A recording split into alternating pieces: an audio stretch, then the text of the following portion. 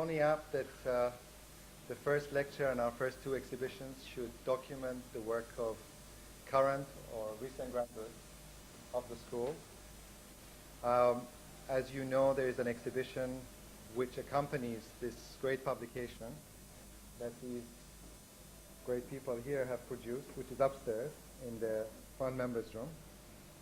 And also I'd like to promote the other exhibition that's happening in the gallery, which is the exhibition that's being funded by the Maida Corporation, and we'll be celebrating the opening of that project more formally tomorrow night.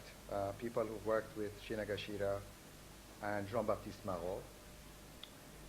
But tonight the topic is Negotiate My Boundary, and I'm going to ask Brett Steele in a minute to do the more formal presentation of Aljosa, Manuela, Tina, Robert, and Vasili with their publication and the background to the project.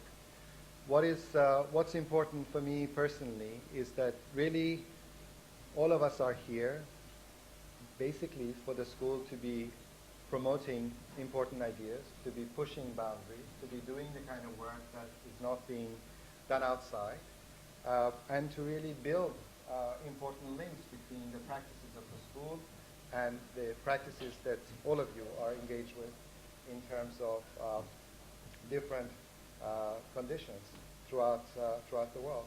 It's great to have such a fantastic combination of people. But the key thing, probably, or the more important thing tonight is also the question of the publication, the book, I think, for us.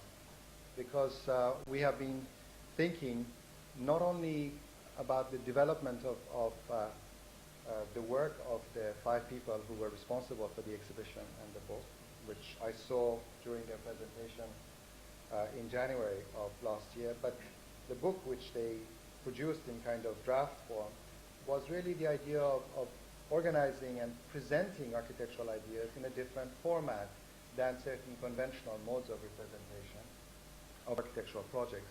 And in that sense, it has its own life as a mechanism of communication, which is really the presence of the project in this format, as well as what they did with their performance, which they delivered in January. So I just want to congratulate them, and I'm sure they are a kind of very vital and aggressive group of people in a good way. So I'm sure that they will go on and do great things. And before they get a chance to speak to you, I would like to ask Brett to do the more formal presentation. Brett Steele, who's the co-director of the DRL program.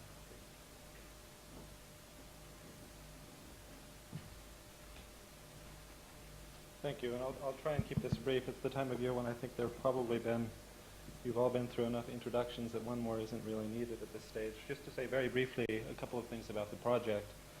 And as I think most of you know, RAMTV is a 5-letter acronym that comes from the first names of the 5 people involved in the project: RAMTV, Robert Sedlak, Aljosa Dekleva, Manuela Gatto, Tina Gregoric, and Vasili Stroumpakos. As I mentioned in the beginning of a short essay I wrote at the beginning of the book, that means if Aljosa's name were Edouard, the acronym would be RAMTV, or RE-MTV, which would probably have completely different connotations than the kind that they create out of their word, which has an odd kind of life somewhere between computer memory and video display systems, which were both a big part of the project they developed.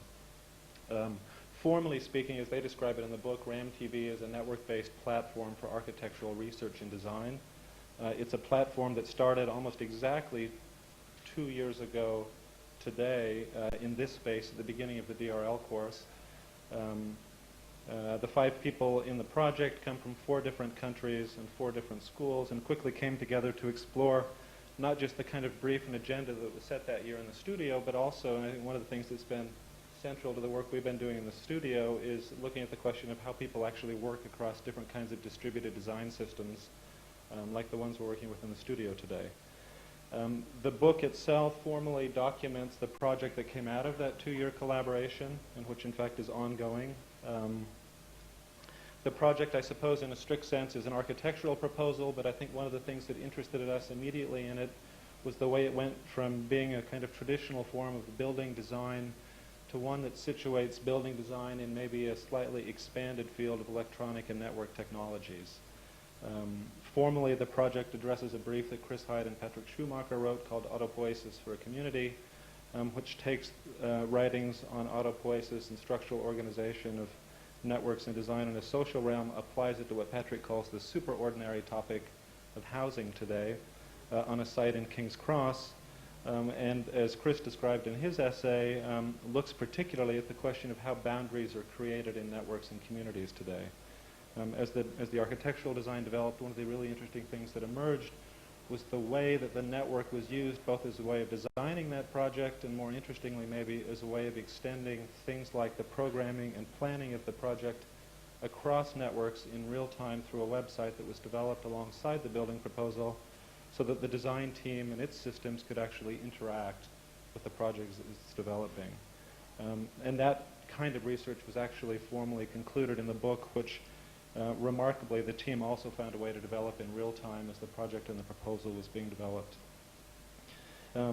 Maybe just in a final note would be that that collaboration, which started internally between the 5 people, soon expanded. One of the things the teams did was look at the way in which network-based design has occurred throughout modernism, to the point that they undertook an extended analysis of the Team 10 workings in the 1950s and 60s and their kind of cataloging of network design. And even an interview with Peter Smithson at one point in which he could give firsthand his kind of tale of how those sort of stories were developed. The final stage of the project, which was really the publishing of this book, in maybe the most rewarding way possible, finally extended to a much bigger network in the AA, which of course includes the print studio, everyone involved with the design, the editorial work, and a group of institutions that funded it. And for that reason, I'd like you to join me to welcome these guys tonight for one last presentation of Negotiate My Boundary.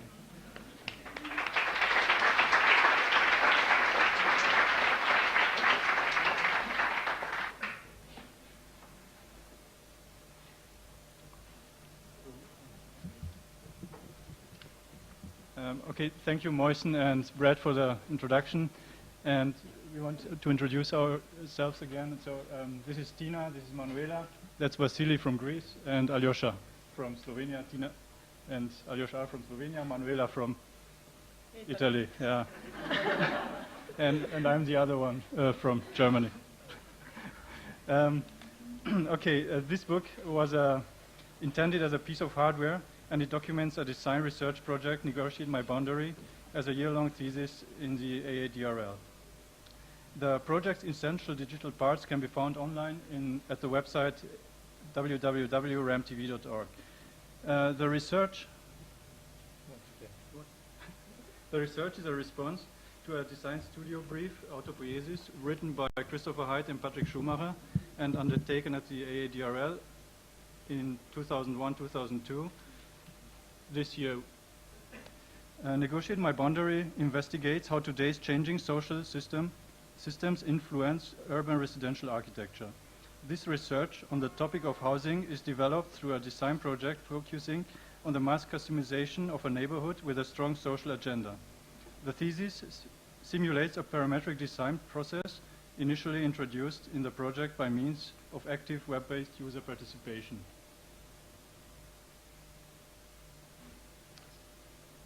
The main focus of the thesis is the negotiation of boundaries along multiple modes, spatial and social, and at many scales, from the micro scale to the extra large. The negotiation becomes generative parameter for architectural proposal. The boundaries created within the project do not determine public-private dichotomies, but rather gradients of social exchange.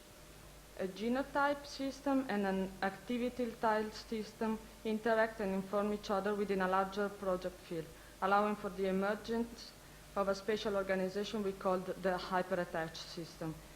This is produced at several different levels as a form of mass customization that allows the client to shape their immediate environment strategically, spatially, and socially. A complex scenario of interaction between the future neighbors generates the parameters guiding for the subsequent development of individual residential unit and their arrangement.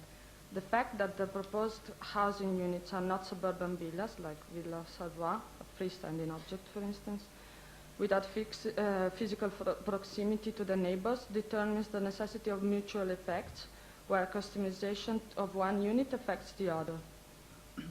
Specific lifestyles demand unique spaces, tailored dwelling units. Mass customization requires a mass production process initiated by an early entry of client preferences. Negotiate My Boundary presents a model for customizing and purchasing a dwelling via internet, one that integrates the principles of simultaneous reaction and responsiveness, that installs an intensive interaction and negotiation among future clients in a real-time process which incorporated speculative market strategies, which is stock exchange model. Mass customization is provided through a web-based program called Cluster Blaster, which we will show later, a tool that can be accessed by registered clients who will become members of the future community. Urban residential architecture is a big brother situation when you can be extremely exposed if the nature of your ego allows it, where your lifestyle is shared with neighbors and the larger public. If you don't wish this exposure, you can withdraw and remain totally isolated. Your home becomes a cocoon. Either way, the setting is a responsive environment where your behavior is constantly evaluated and adjusted. In this particular research today, the structure of this presentation, it will be similar to the structure of the book. But in this presentation, we are going to focus on the second part, which is the web-based application that is the means of negotiation and customization. So the first part is dealing with all the background and that is structuring our system. And the second part is all the levels of this application. And the third part is the implementation of the probable scenarios, which is like scenarios being rendered according to the storyboard that we have created. The research setup processes are divided in these following topics, like research setup, then the genotype system, the activity type system, social scenarios, responsive environments, and hyper-attached system. So we start off with the research setup, which is a thesis diagram next to this. We started with analysis of so-called initial ecology, which we picked to be Unité d'habitation in Marseille from Le Corbusier, and the analysis was twofold. One was ergonomic analysis, and the other one was territorializing analysis. And these two, each one ends up in a system. From ergonomic analysis, we get activity tile system, and from territorializing analysis, we get genotype system. Parallelly to these two ways, we research also on contemporary social realities with social scenario diagram and a very hype team of responsive environments. Hyper-attached system was the main product, which is a result of negotiation of these two systems and also embodies the social scenario diagram and the responsive environments research. The famous interlocked L-shaped unité dwelling type, which belongs to a system developed by Le Corbusier, was the focus on the initial ecology analysis. Our research on the unité d'habitation investigated the limits separating Le Corbusier's dwelling units, which are put in close, responsive contact with one another. The amount of surface shared by the different households is much greater than one might expect from looking at the complex from the exterior. And it is due to the variety of interlocking units in the system. A traditional use of corridors as the primary means of interior connection between units minimizes the interactivity and space is neglected. In our initial analysis, the in-between performs as a surface that allows multiple connections among the different units. Thus, the nature of spaces shared by individual dwellings units is understood as more complex, allowing them to modulate privacy or sharing between users. Here you see one example of our analysis of Le Corbusier's unité d'habitation in Marseille, taking off all the different types which Corbusier invented. And this is a grid which we put on a different type of units. From the double unit of Le Corbusier, we try to make space between the units in a different mode.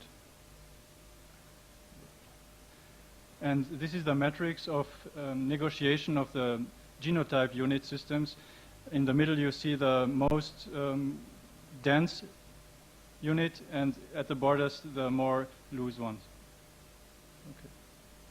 The second research topic is from ergonomic research. And here the ergonomic system addresses the interface between the human body and its domestic environment. We linked the three basic ergonomic position of a human body with activities. And with that, we made an analysis of double unit from Unité d'Habitation, where we produced a virtual ceiling according to activities that are produced on this floor plan or within this double unit. And in this way, we came out with challenging the floor-ceiling relation. Thanks. So we end up with condensed negotiated section where activities become exchange items that can be bought or rented, where a user buys or rents the volume in cubic meters, not surface, and where the idea of the story is abolished and internal perceptions in the dwelling are changed. Next. Again, we used the matrix as a tool of exploiting all the possibilities, where here are described activities in a spatial way with activity tiles. And this is like the activity tile matrix, which is the product of this research. The fourth research topic was social scenarios. We simulated them in turn to generate organization diagrams of proposed neighborhoods. The process used to assemble relevant social scenarios ran from an abstract matrix of possible members, applying them the links and later on boundaries.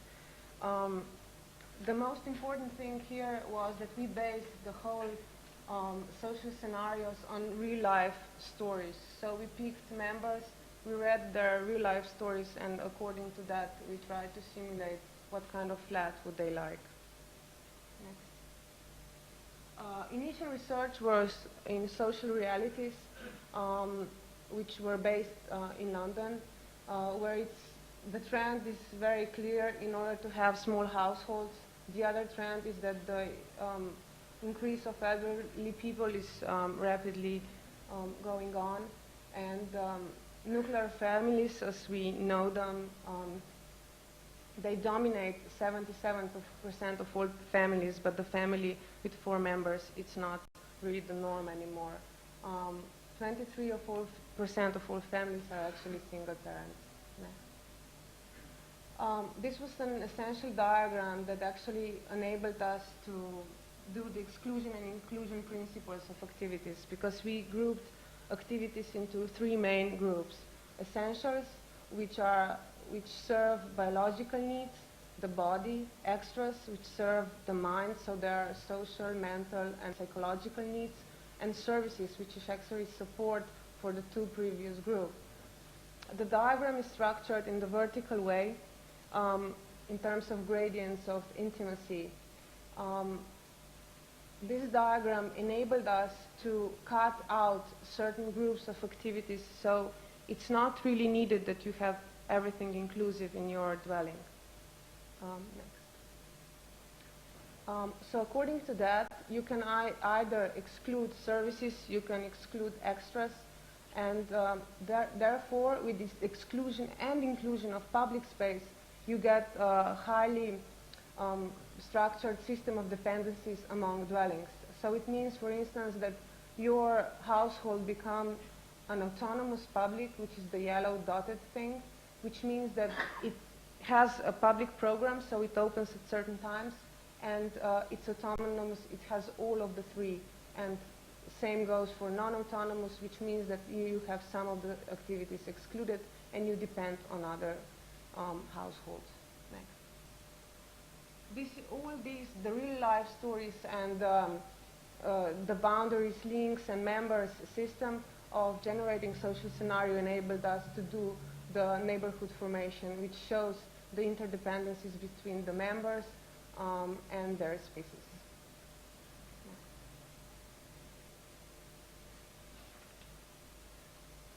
This is about the responsive environment system. The responsive environment is able to react to stimuli, serving as an input for its performance, appearance, or arrangement, which in turn are based upon the activities and choices of each individual users. In order to be considered truly responsive, such systems must be able to process incoming information and adapt themselves to a condition different from an initial state, including an organization, arrangement, or installation of built elements. Responsive environments are twofold entities. While they are material assemblages, able to be seen, touched, adjusted, they have a physical presence. They are also invisible, in that they consist of networks comprising software controls guided by scripted performance criteria that ultimately determine how these arrangements respond to specific needs and predefined events.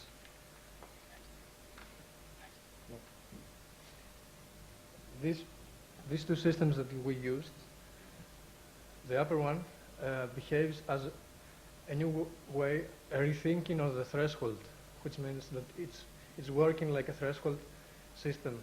Doors, windows, that you can let the user go through its boundary to the other area. The second system operates mainly as a rethinking of the furniture system, or the system that it's more about ergonomics and how your house is being readjusted according to your needs.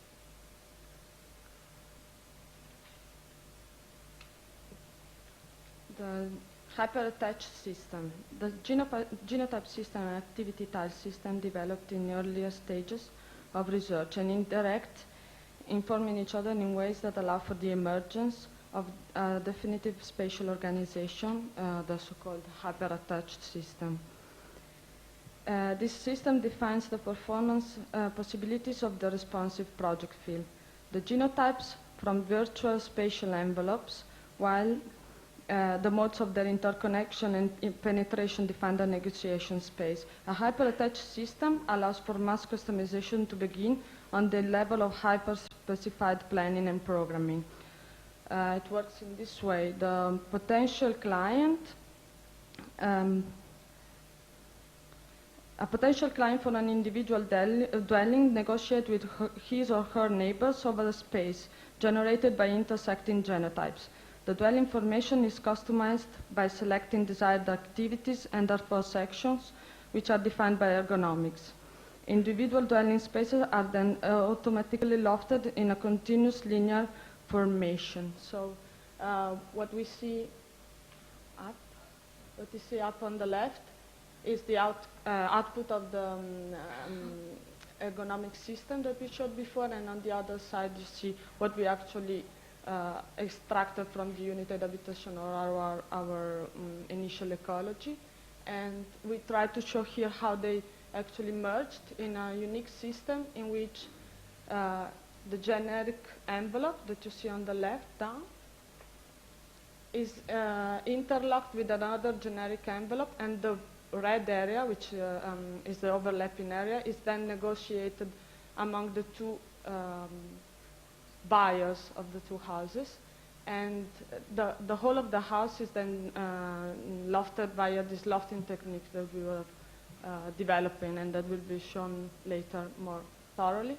And then as a final, refinement, then there is the application of the two systems that Vasili was describing before, the Luba system and Moret system. Next. This just shows how, from the same genotype system, the spatial generic envelope, according to which is the actual buyer of the houses, different ways of actualization can emerge. Next. second section of our book, and it's the thing that we would like to actually focus in this presentation. Mass customization in the book and in our project is structured on 3 levels. The first level is Parametric Neighborhood. It deals with influencing the overall urban scenarios. The second level is customizing the spatial envelope, which means that choosing activity sections that influence final unit shape through continuous lofting, as we just seen. And the level 3 is customizing your boundary, which means that you customize the responsive systems which define your boundary through shape, pattern, and their performance. The fourth chapter is the web-based customization user interface. As mass customization for us, and it's widely becoming more and more important, individual lifestyles demand equal, specific, unique dwelling units. And today, mass production is adapted to this new market demand in the form of equally mass customization. Universal standardized products are giving way to highly individuated, personalized production processes that modify final designs to unique performances. This online configuration of products is already happening in many consumer fields like cars and clothes and boots and mobile phones. Customization can vary from very superficial, which is like Nike and the selection of color of your shoes, to very essential, which is, for instance, Dell computer, where you actually structure the essence of your computer. Our project takes these two as models for how to plan, design, and purchase dwelling units today. This stock exchange system integrates simultaneous reaction and responsiveness, which triggers a real-time interaction among potential clients. Mass customization processes are structured at 3 levels. The first level of this Cluster Blaster web-based interface is the parametric neighborhood. The parametric neighborhood is responsive at an urban level to the parameters that both user and designer define. A client's login on a web page is an official entry to the club, one becoming a member of a community while simultaneously establishing it first as a virtual entity. Neighborhoods are triggered initially during online information gathering stages. A questionnaire is completed by users and information added to databases available to all of other users. Individual preferences are indicated for degree of open space sought, inclusion of public programs, degree of interconnection to surrounding neighbors, and range of interior activities preferred in dwelling units. All choices are recorded and made available to all others, allowing a collaborative filtering of similar preferences and selections that establishes communities as sets of shared interests. From this data, design processes establish efficiency models for defining optimum clustering and envelope arrangements for the various dwelling units. So here you see some examples of the logging questions. For example, how close do you want to live to the ground? You can live close or in the sky or in between somewhere. So, and this is how the web-based interface will go through afterwards. The second level is called customizing the spatial envelope. At this level, owners spatially customize their dwelling by accessing a website that seeks their preferences, defining the degrees of interaction and connection to adjacent dwellings and their units. Their choices in the form of preferred activities are translated into economic positions that are embodied in the build section of their chosen dwelling units, a particular location of the interior. A lofting process connects the owner's chosen activity section as they are placed along the length of the unit paths, creating a unique individual unit customized by user inputs and automated process of connection. So our main diagrams, as you may see here, are the Dell computer's way of customizing the machines and the stock exchange model.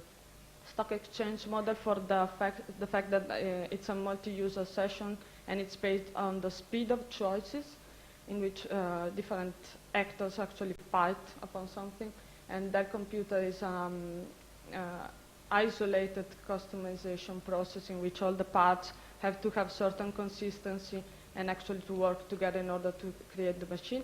And our online interactive interface then merged these two, and we came up then with this web-based stock exchange model of buying dwellings. Here you might see how it works. This is the matrix that stands, say, it's on the background of the software. So a user picks one of the two of the sections on either of the two lines, and then as you pick two of them, actually your house is automatically generated, and it's the one that stays in the crossing of the two fields. So basically you just proceed by choosing sections, and then the morphogenesis of your house is automatically happening afterwards. And here you might see how the social diagram that we've shown before is actually rendered in spatial terms. So whatever is happening in that diagram that you see on the left is translated into reality in the other one. So where the circles, for instance, overlap, you have the different unit or houses that overlap and integrate, and that is where the actual negotiation is happening. So the final level of customization focuses on the enclosure systems directly affecting the project's interactive social environment. Different responsive systems are offered to the client at this stage in order to specify the patterns, shapes, and kinetic performances that will relate the boundaries of a dwelling's interior to its occupants and neighbors. Next.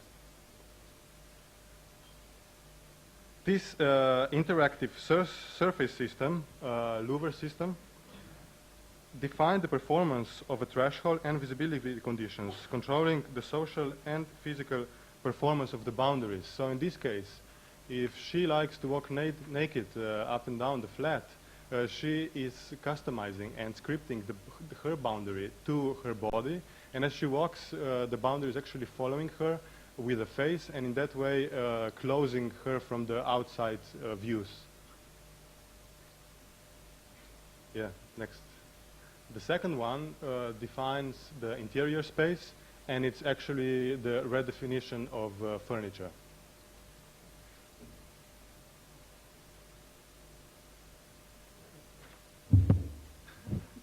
Okay, this is the part of, I will just start to describe in you the application that we developed, and then after this we go through the demo, which is like a simulation of some clients logging in and then in the end buying and customizing their own apartments. What was challenging in this case, it was not just to have a concept about putting the user inside in the design process, but actually what we've done is to design the thing that he is going to use in order to be user-friendly, not to have the jargon of architecture and all this, and to put all the users inside this process of participating in the design. So it's now we go through the website step by step. So the user is logging in, is going to a web page, and then the first screen that he sees is this advertisement somehow, like to promote the basic concept of the complex, which is like not to own whatever, but actually to promote the sharing concept. As it was described before, the process is in 3 levels. I'm going to describe now the level 1, which is a single user session, which means that the user is logging in, giving data of himself or herself, knowing that all this data is going to be available for every other users in this network. So let's go. Next. So in this first page is all the personal data, like name, login name, age, occupation, some traits that they have to put themselves, and all additional info that it's not included in a very standardized kind of questionnaire. So after this, we go to a session of very basic questionnaire, which each user has to answer And this is not like a survey. This is actually a very operational thing that it gives us to the designers the tensions that they're existing, and then we put this input with the system that we have developed, and this generates the first urban level design. So this lady, which is like Lizzie Disney, now I'm saying that I am in her place. She goes to the first question is about the theme of the neighborhood, and she's choosing eating. The other ones are related to caretaking, body care, creative, shopping. This relates to the main theme of the neighborhood. So she goes for eating. And then the next two questions are very typical questions about, for instance, this one is like how close to the ground you want to live, and she's choosing close to the ground. And this is about the outdoor space, which is like balcony patio, courtyard, or no outdoor space. So she goes for this. These first two questions are actually a translation of a typical architectural typology. So we get a first impression of what they would like to have, like high-rise or carpet-like. This green screen that you see now, it's something that is in the background. The users are not seeing this, but this is for the help of the presentation today, which explains what is going on in the background. The next question is about special relation to the neighbor. We promote the last one, which is like the real estate value is the lowest, but this produces more condensed situations. So she goes for this. And this is just a brief diagram to show our way to approach the sharing, which is like the first way is like the typical sharing of you have 3 rooms in a place that each 3 persons are living there, and you have a common space. There is the second version is like a common space that it goes for both rooms, and each person can have its own autonomous space. And the last one is like sharing a wall, which means you don't have penetration, you just have eye contact between the 2 apartments. And this is like the model that the users are seeing. This is like the common space inside that each user can have, but they always keep their own independence. So the girl can leave the guy to her apartment only if she wants to. Okay. And the same works here in the wall system, which means if I want to open my side, then I do it. Otherwise, it stays closed. But here you don't have passing through, but jump in the window or something. So she goes for the second, Lizzie. And this is like we just try to promote to have some public activities, some public functions in your house. And this so it goes for this. And this is like the diagram that actually she generates by giving all these answers. And this diagram is what we get as designers. So she is designated that she wants a non-autonomous, non-public household. Let's go. And this relates to the previous diagrams we had. And then she finally decides that she doesn't want to own everything, but so she has to depend on another apartment. And then this more original question. So she goes for the second. Okay. Just to introduce this, these are like the actors of our probable scenario. Some of them are real persons, some of them are a bit imaginary persons.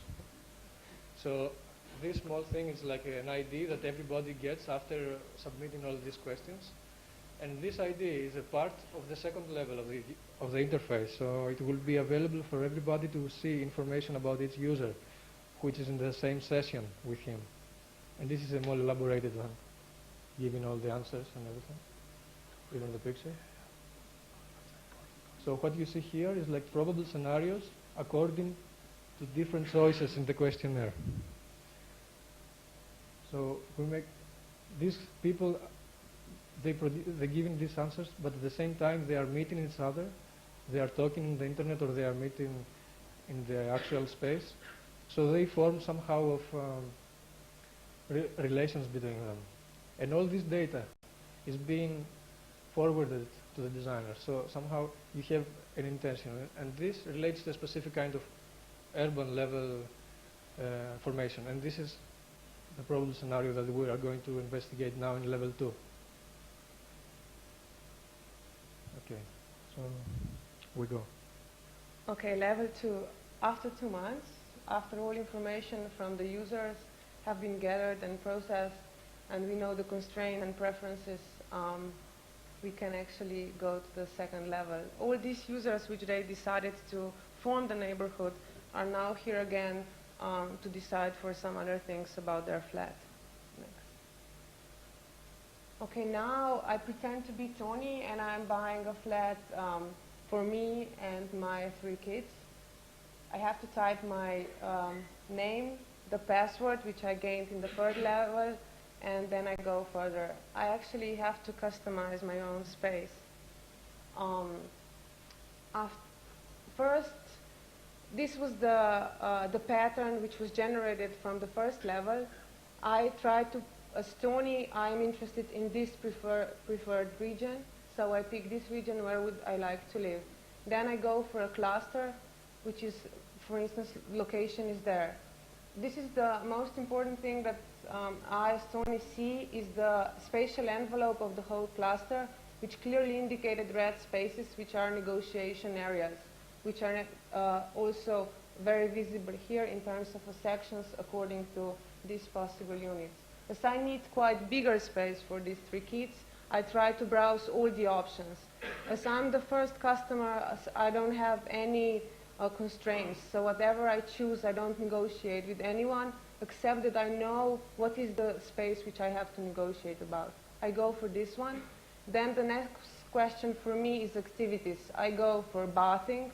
I decided I need double bath, and I would like to have it carved in the floor, so I select this one. This obviously means that in section A, which means here, I take this space off from the other potential client, and this is already constrained. Then I have to go for sleeping in section B. I decide I'll choose this sleeping, and then generates this section and the third similarly. Now I'm interested to see what I actually picked just now. So I see now where I will have this bath, which is in here. I see where the kids will sleep. I can go in as a customer to browse about my future flat, how this will actually look like. After that, I also know how much I paid for, and because it was no constraints, I had to pay more a bit for the flat. Okay, now I'm Lizzie, and this, what is colored, was already all bought. I have the other options which are round, so I browse a bit, and then I see that actually I would go for this one. I see that one section is constrained and the other one not. I decided I would like to share this space with someone else, possibly for Sona. So I send message around to everyone else who formed the community that I'm thinking to share the space, and if anyone is interested. So after that, everyone gets the message, and actually Laura Laura wanted to actually share the space, so she replied, let's meet or let's chat on the internet about the Sona. She has the other option here, which flats to buy, so she goes for this here and negotiates with Sona, and the other section is still free, so she decides for this one. As she picks this precisely this flat, then the other one was already constrained and it was ready to go, so that's why she goes for another one. She is equally allowed to see what is the spatial consequence of her choices.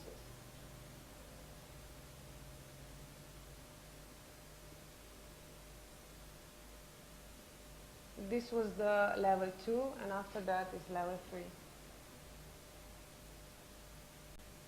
in the last level of the Cluster Blaster, the aim is to customize your boundaries of your board flat. So the first system which is available for you is the wire system. And now I am Lizzie, and as I am a fashion designer, I would like to tailor my ceiling first. So I choose the ceiling, and I decide either to buy telescopic stairs, expansible ceiling, or stretchy hangers. But as fashion designer, I need the stretchy hangers, even if they are most expensive, doesn't matter. So I buy the stretchy hangers. The next step is then to customize the other boundaries, which the boundary actually, the door window relative. So it's the louver system. And as I want to be seen all the time and want to sell clothes, I choose, for example, this one. And then I bought the flat. So that's it. No. Okay, now. So before we go to the last part of the presentation, which is rendered neighborhood, let's say in 1 year or 2 years time from when people have bought the flats, there is one particular point to say. While we show our animations, they are not just standing for itself in there, but they are linked to the diagrams that they have been produced from. That means that the animation will be followed with a social scenario diagram describing the social space within the animations we will see. Please. So we see Manuela, and she is a chocolatier. She's running the store, and since she's good looking, she's the only way to promote her product. That's why she scripted the boundary to follow her. And the louvers are actually following her, so she's always visible from the street, from the public place. As well, part of her flat is public. And since she has to take care of her body, but she doesn't have enough money for the gym, she's sharing the gym with Max and Eric, which are flatmates and obviously in love with each other. And next door is Havdis, again a musician and running a CD shop. That's why she's open to the public space again. Jenny is taking a stroll on the neighborhood, and obviously she likes slow because she is with a kid. At the same time, in Tony's flat, we saw it just before, they're having dinner and obviously very open to the other neighbors. Here lives Tim, who is a cinephile, and he's just coming down from his sleeping areas into his living room to open a home cinema, which actually invites 1 day per week all the neighbors and even other people to see the evening movie. So from this one we start an overall view, which again describes how the overall neighborhood works. Again, on the cluster we've been elaborating, and it's important to stress out that this is one of many possible actualizations of a project. It's just not, this is the proposal, but since it's such an open and negotiated process, we can end up with so many different projects, let's say. And here we see again the flat from Tim, the cinephile, and in this here we see, for instance, these balls are representing people working on the neighborhood, and in this case the boundary is scripted in order to prevent the view from outside people to see the inside, just opposite, for instance, how Manuela has scripted her boundary. And just maybe before we take over to another detailed flat, we go here, the camera goes under the neighborhood, which crosses the street and connects directly to the King's Cross, which is site relation. Please. So right now, I mean, we are just approaching to another specific cluster, which is described in more detail with next animation. So this is another cluster, and here we see Sarah. Say I am Sarah, and I'm going to visit my old father. And as it's a sunny day, I was sunbathing, and as I go into the flat, because I like to go around naked, so my father has scripted the boundary to me in order to cover me from the sight of the neighbors, obviously. So this is John, Okay, here am I going around naked, and then John is preparing a tea for me, and I'm waiting for my friend Lizzie, the fashion designer that we saw before, that had just bought the flat. I'm waiting for her, and I'm walking down the house with her. This is, say, my part of the house. The previous one was my father's one. And as we go down, we try to find out a quiet place where to chat in peace. But the lower flat is owned by my twin sister, Laura, and Laura is having a party because of our birthday. So she calls down this moving platform which we just see here, on which I'm standing. And so instead of chatting, we are forced to go on another party downstairs. Meanwhile, we can see our neighbor, Heinz, the cook, and he's about to open his house in order to transform it into a restaurant for the night. And here I am walking towards Lizzie's flat, and she's going to show me her showroom. So on the upper part, we can see the other side of the cluster. So I'm going through the sauna that we were chatting about during the simulation of the software, and now I'm in Lizzie's showroom. And as we walk by going towards Heinz, that is going to kindly offer us a dinner, we can see how the stretchy hangers that Robert was talking about are working. So the showroom is basically animated, so the clothes, they bounce back and they come down as we walk by. And here in the corner we see how the two houses integrate. On one side we see the cook, Heinz. On the other side we see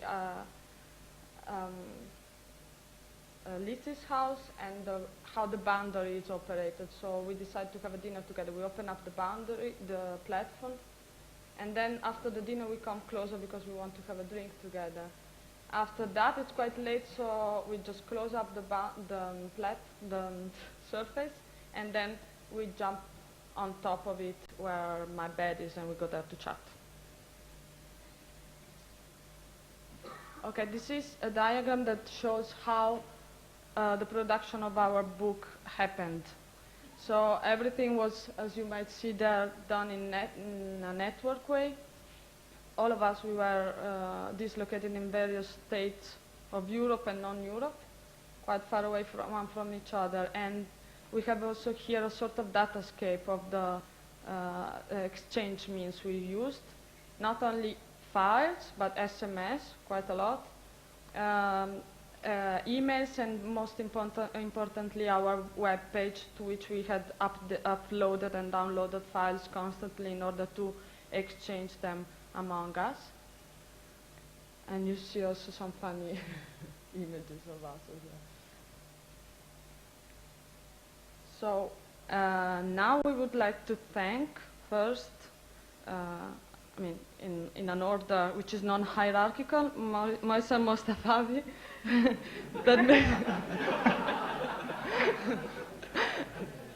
that made our book possible. Brett Steele, that was our brave editor. Chris Haidt and Patrick Schumacher for their work as our tutors and also for their wonderful essays. Nicola Bailey and the Print Studio for their technical support. And Vanessa Belinda and Christian that enabled us to set up the exhibition, which is shown upstairs. And we would like you to join us for drinks also upstairs afterwards. Thanks.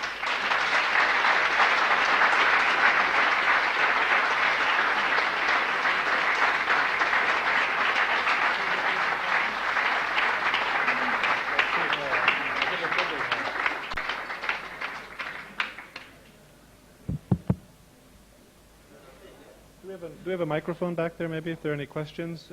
Before we go upstairs for the opening of the exhibition of the book, I thought maybe if there are questions from the audience, we could do those down here first.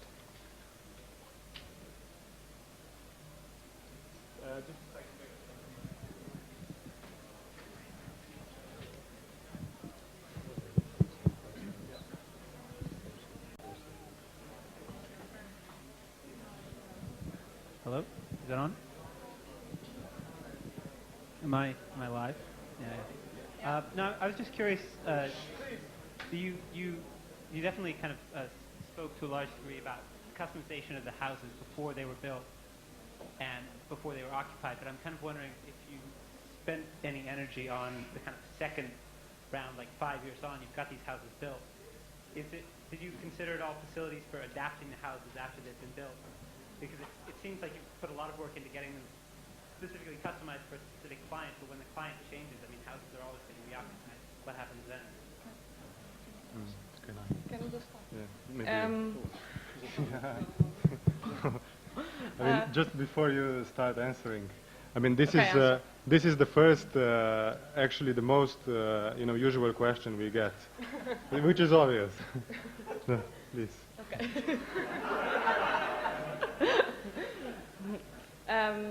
Well, what we always claim is that since we went to pursue the way of the customization, then obviously we have to accept a series of constraints that we set up.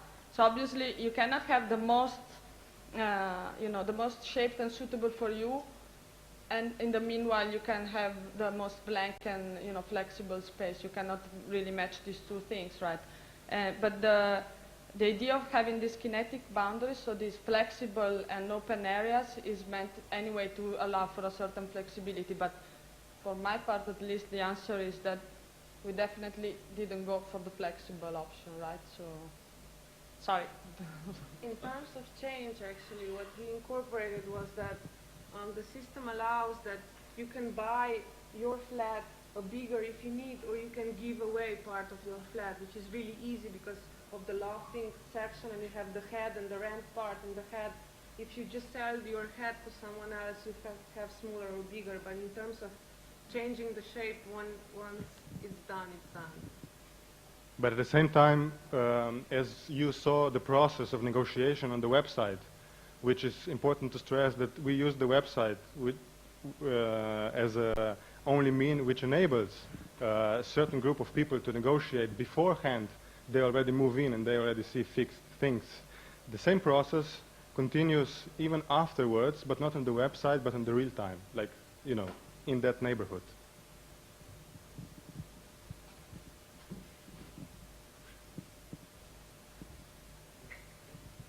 I just have a very simple question. I actually very much like I was just wondering, if I understand correctly, the project will be built over time, and as you start with the first unit, you don't necessarily know the final configuration. In that situation, how do you make structural provision for a building density that you don't know? Actually, it's not that. Once they have to choose it throughout, and then it gets built as one. It's not that you don't know what the others will. They're choosing in this second level the spatial form of each flat, and they have to choose the whole spatial envelope. And after you know these, of course, and even before, when we set up the spatial envelope, the structure and the thresholds and the connections, everything works. So no matter what kind of activities and how matter they will reshape this whatever virtual spatial envelope, it will enable for a consistency in structure, for circulation patterns and everything. So they have to choose it throughout, and then it goes on site, and then it's built. Yeah, but we have. What do you do somebody yourself? I mean, after it's built. But the flat is cheaper. So you So you put it on sale. No, but we have also, in terms of growth in time, we have some sort of minor agglomerations, which are those that Tina was talking about, and then we have major agglomeration, which is the sequence of the neighborhoods, and this is something which is suitable to grow in time. But on a micro scale, say, they don't. I mean, they are just assembled and then.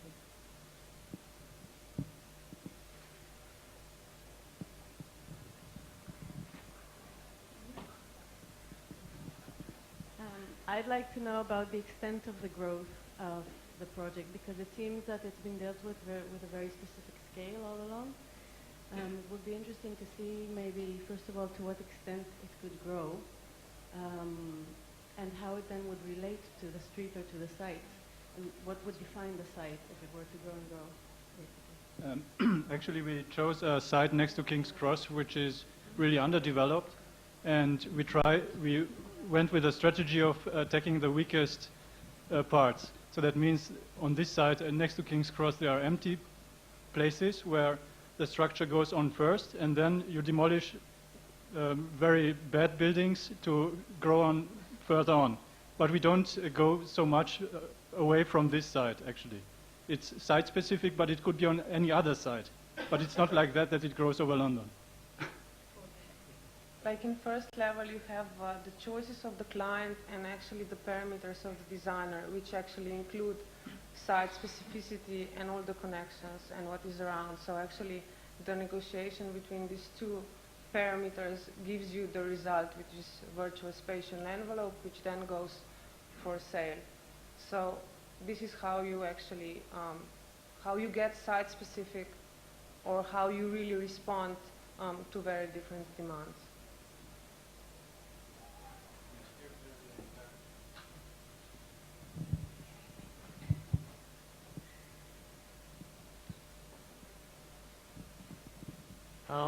I thought the work was interesting, and thank you for showing it. But I'm wondering, you know, if this project is all to do with negotiating the boundaries, whether the type, there is a genotype, is at all necessary. Why do you have a genotype which then gives such a distinctive also appearance to the design, and then you do away with it at all?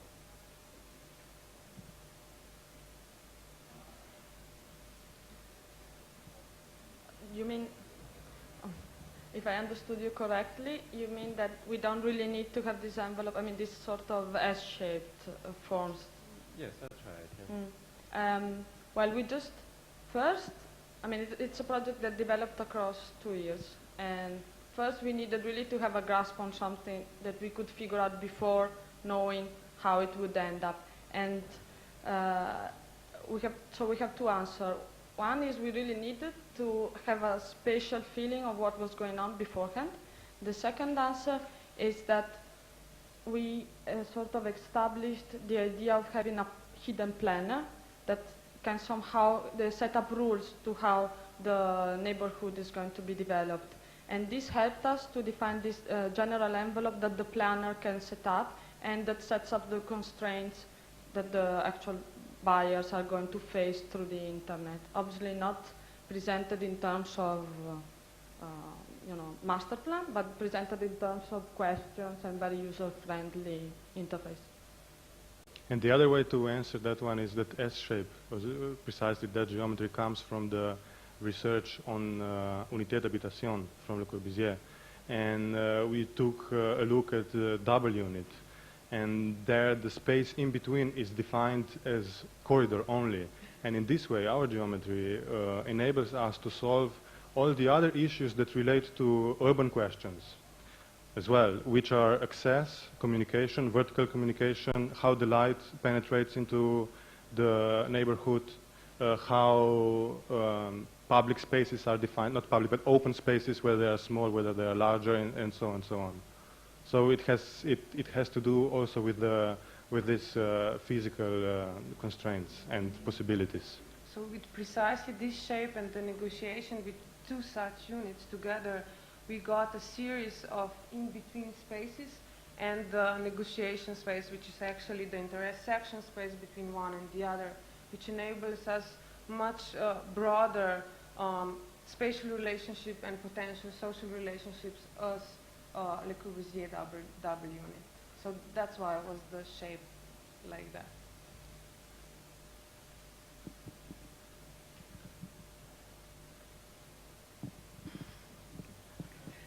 Maybe one last question, Chris, if you'd like to.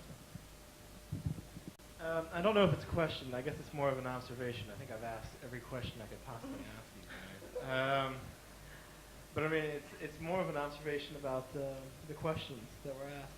One of the intriguing things about the project for me is that when these normal questions come up about the project, about what do you do when someone moves, how would you define the boundaries of the site, You know, it's all these questions also point out a certain anxiety, I guess, about the project. What is what are you actually asking? You know, what is this project? What's the status of the renderings of what we think of as the project? And, you know, it strikes me tonight that, you know, the site is the business plan for, you know, making this thing, right? I mean, that's the site, is the business plan. And the treatment of the architecture, this anxiety about what happens when someone moves, and the treatment of the architecture is a consumable, right? I mean, it's more like a used car. I mean, it's the older it gets, the less valuable it becomes, right? And so, and again, this precipitates back into the business plan. I mean, what is the mortgaging? What's the financing package that you offer? These things become very important, actually, as they become architectural issues, because it actually is affecting, in a way, the status of that which we think we're working on. So this came to the fore today, I guess. Maybe there is a, since you mentioned that there have been all questions asked, and you then also related to cars, which has nothing to do with your comment, but anyway, the last question which is missing is where the cars are parked. But I guess that we would leave to the real developer to solve. Okay, I think we're going to stop there. Thank you very much, you guys. For the